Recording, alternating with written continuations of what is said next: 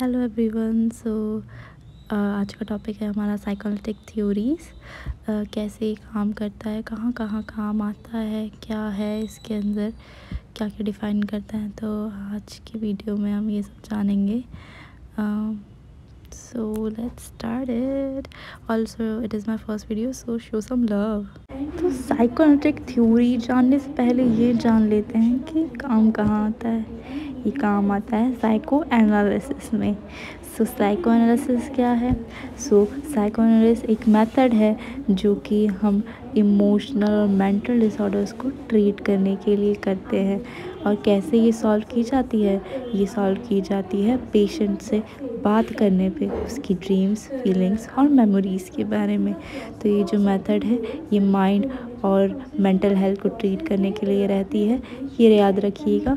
और ये इन्वेस्टिगेशन होता है हमारे अनकॉन्शियस माइंड का, कि हमारे माइंड में, अनकॉन्शियस माइंड में क्या है स्पेसिफिकली। तो ये दी गई है सिगमंड फ्रॉइड के द्वारा।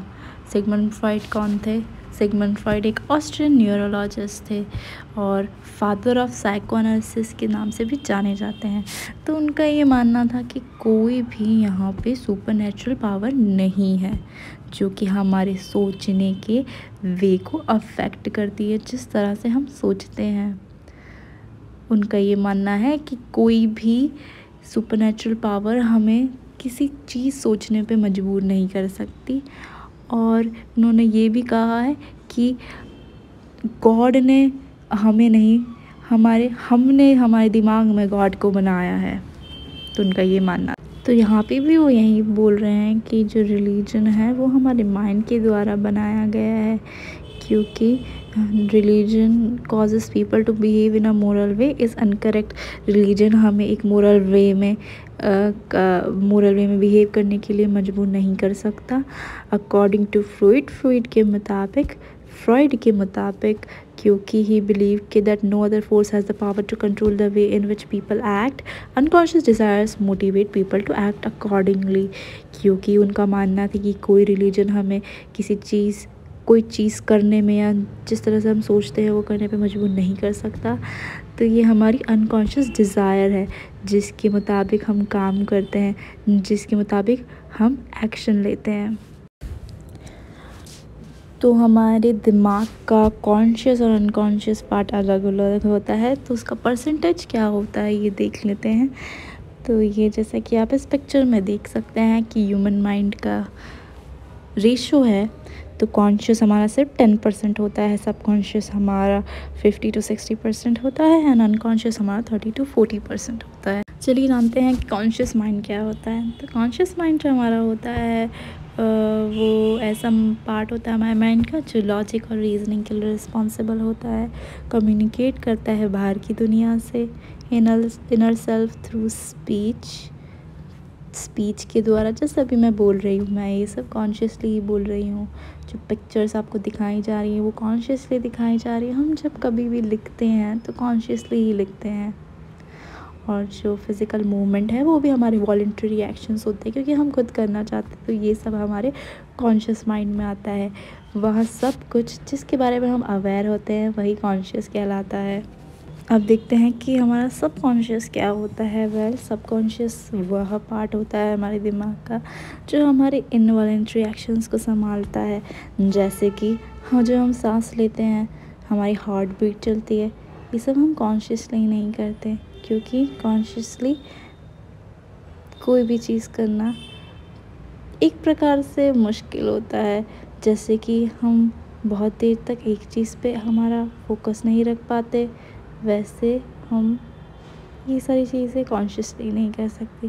क्योंकि अगर हम सांस लेना कॉन्शियसली चालू कर दें, क्योंकि हमारा ध्यान तो एक चीज़ पे रहता ही नहीं है कभी।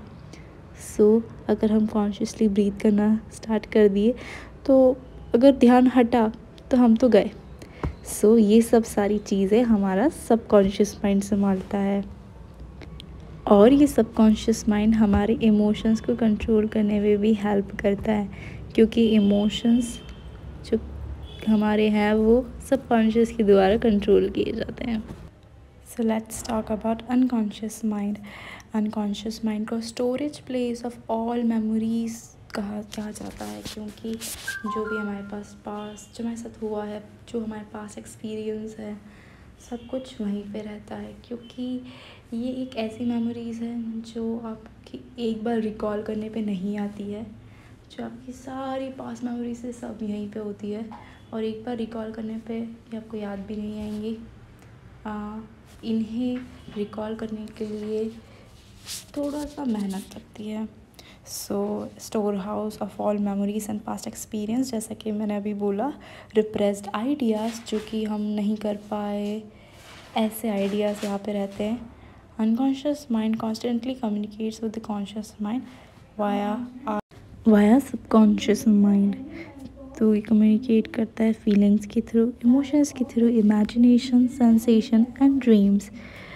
तो ये कम्युनिकेट करता कैसे है? जब हम कभी भी ड्रीम आता है तो वो एक सब अनकॉन्शियस का ही पार्ट होता है, जो हमें रिमेंबर होता है, जो हम सुबह तक याद रखते हैं, कल ड्रीम रात का कभी भी का। हमारे कॉन्शियस दिमाग में आ जाता है कि मुझे ऐसा ऐसा ड्रीम आया था, तो वैसे ही वो कम्युनिकेट करता है। The psychotic theory is a result of the interaction among three components, which is id, ego and super ego। ये जो सिगमंड फ्राइड की साइकोनाटिक थ्योरी है वो रिज़ल्ट है हमारे माइंड की कंपोनेंट्स की, जो कि हैं id, ego और सुपर ईगो। और इस थ्योरी में अनकॉन्शियस साइकोलॉजिकल कॉन्फ्लिक्ट्स, जो कि हमारा अनकॉन्शियस माइंड है, वो कैसे हमारे बिहेवियर और पर्सनालिटी को शेप करने में मदद करता है, उसके बारे में है। So according to the Freud, the job of the ego is to balance the aggressive pleasure-seeking drives of it with the moral control of super ego। So जो ego का जॉब है वो बैलेंस करना होता है id की जो aggressive और pleasure-seeking drives है उसको, और जो super ego की moral drives है उसको। As you can see in this picture, there is a little hint कि it क्या है, ego क्या है and super ego क्या है। So it is saying I want that right now, super ego is saying good people don't think about those things, and ego is just saying let's figure out a way to work together। So we can see कि ego is maintaining balance here। So it is purely part of unconscious mind, ego is part of preconscious mind, and super ego थोड़ा सा conscious होता है and थोड़ा सा unconscious होता है, but unconscious का पार्ट ये होता है, but it is very close to conscious. जैसे कि हम पढ़ ही चुके हैं कि इट जो है पार्ट ऑफ अनकॉन्शियस माइंड है, जो कि प्लेजर सीख करता है, इंस्टेंट ग्रेटिफिकेशन चाहिए रहता है, सेटिस्फैक्शन चाहिए रहता है कोई भी डिज़ायर को लेके, इंस्टेंट और satisfying behavior without any accordance to what is right and wrong। So it is basically like a child who don't know कि what is right and what is wrong। So like a baby, जैसे कि छोटे बच्चे रहते हैं, they don't know what is right and what is wrong, they suck in their mouth anything, if we give them even our slipper they'll suck it that also। तो ऐसा ही है कि बच्चों की तरह रहता है, उसे नहीं पता रहता है क्या करना रहता है क्या नहीं करना रहता है, उसको बस ग्रेटिफिकेशन सेटिस्फैक्शन चाहिए रहता है अपने कोई भी काम से, इंस्टेंट चाहिए रहती है वो चीज़, जो भी मन में आया है वो करना ही है। सो इट बच्चों जैसा है, ये मान सकते हैं हम। डिज़ायर्स है जो कि पूरी करनी ही होती है, तो इट एकदम बच्चों जैसा है, पता नहीं है उसे क्या करना है क्या नहीं करना है, और ये हमारे अंदर ही रहता है, कभी मरता नहीं है, बचपन से ही रहता है, जब से पैदा होते हैं तब से ही रहता है। सो ईगो रिस्पॉन्सिबल होता है बैलेंस क्रिएट करने के लिए प्लेजर और पेन में, अपोजिट रहता है एकदम इड के, which focuses on morality and justice.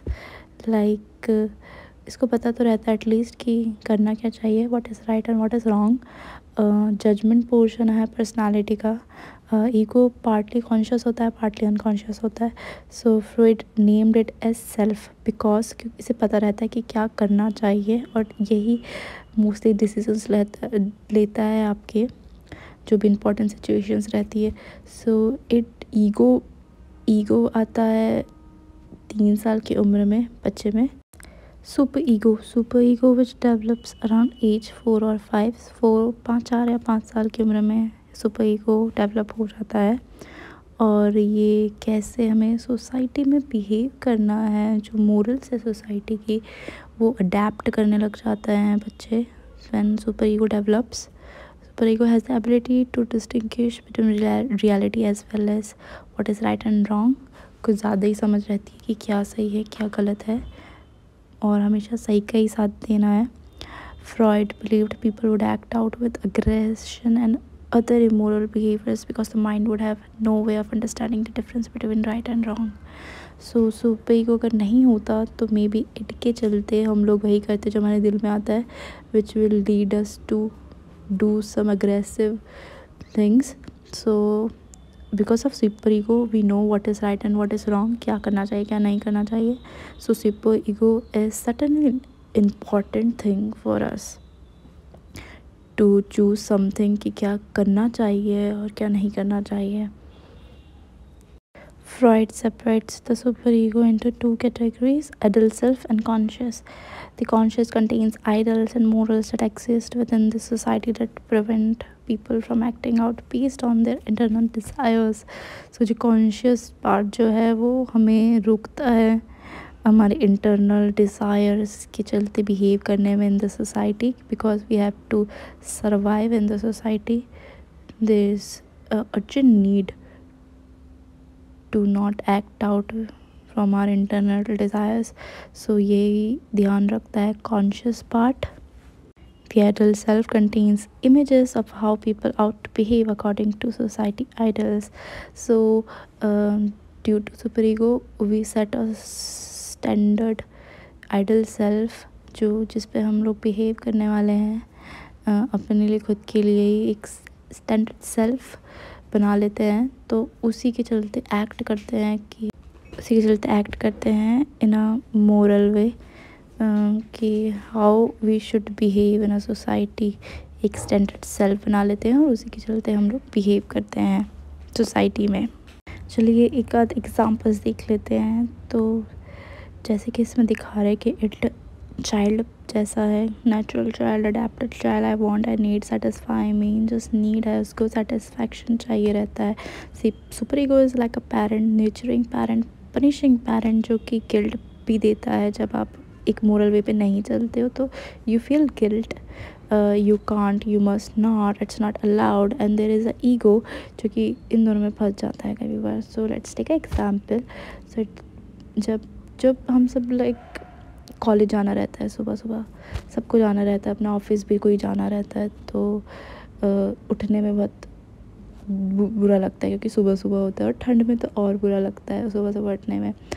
तो इड बोलेगा आपको कि यार सो जाओ, रहने दो, आज क्या ही जाना है कॉलेज या स्कूल, मैम कौन सा पढ़ा रही हैं, अच्छा सो जाओ, रहने दो, मत जाओ।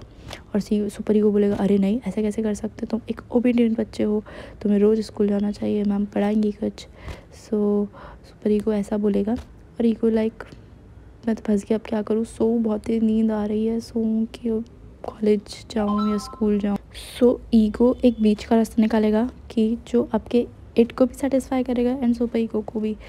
ईगो तो अगर आज स्कूल में या कॉलेज में मैम कुछ अच्छा पढ़ा रही हैं तो शायद तुम चले जाओ, और अगर तुम्हें नींद बहुत आ रही है, मे बी तुमने फ़ोन रात भर चलाया हो, सो यू विल स्लीप। सो बीच का रास्ता निकालने में हेल्प करता है ईगो, मोस्टली सेटिस्फाई कर देता है दोनों को। इट की जो प्लेजर सीकिंग वो ड्राइवर्स को भी, और सुपर ईगो की मोरल बिहेवियर्स को भी। सो एक और मिलता जुलता एग्जाम्पल है इट का, सुपर ईगो का एंड ईगो का। जैसे कि एग्ज़ाम्स टाइम रहता है, फ़ोन चलाने में जैसे भी सबको बहुत मज़ा आता है क्योंकि प्लेजर मिलता है। तो इट बोलेगा कि यार फ़ोन में तो बड़ा मज़ा आ रहा है, उसको प्लेजर मिलता है फ़ोन चलाने से। तो इट विल बी लाइक कि चलाओ फ़ोन चलाते हैं क्योंकि प्लेजर मिल रहा है, डोपामाइन रिलीज़ हो रहे हैं इंस्टाग्राम की रील से। तो सुपर ईगो बोलेगा भाई कल एग्ज़ाम है, थोड़ा पढ़ लो, मोरल वे में थोड़ा बिहेव कर लो, पढ़ना पड़ेगा नहीं तो पास नहीं होगे। और ईगो भी फिर उसको थोड़ा उसको संभलना पड़ेगा, और वो पढ़ भी लेगा, थोड़ी देर फ़ोन भी चला लेगा, बैलेंस करेगा। सो यही है it, super ego and ego, how this all work. I hope you all understand it. The aim of psychoanalysis therapy is to release repressed emotions and experience, make the unconscious conscious. So psychoanalysis therapy का यही M होता है कि जो released emotions है, experience है, जो unconscious में है, वो सब बाहर निकालें और रिलीज़ करें. सो अनकॉन्शियस को कॉन्शियस बनाना, उसको अनकॉन्शियस से कॉन्शियस में लेके आना, यही एम है साइकोएनालिसिस थेरेपी का. और ये कॉमनली डिप्रेशन और एंजाइटी के डिसऑर्डर्स को ट्रीट करने के लिए यूज़ होती है और इज़ वेरी हेल्पफुल. बहुत सारे एग्ज़ाम्स में भी आती है. सो आई होप यू ऑल अच्छे से समझ में आया आप लोगों को. So thank you so much. Do like if you like this video and show some love because it's my first video. Like, share, subscribe, press bell notification in case I post any other video related to psychology. So until then, bye. Thank you so much for watching this video. Have a good day.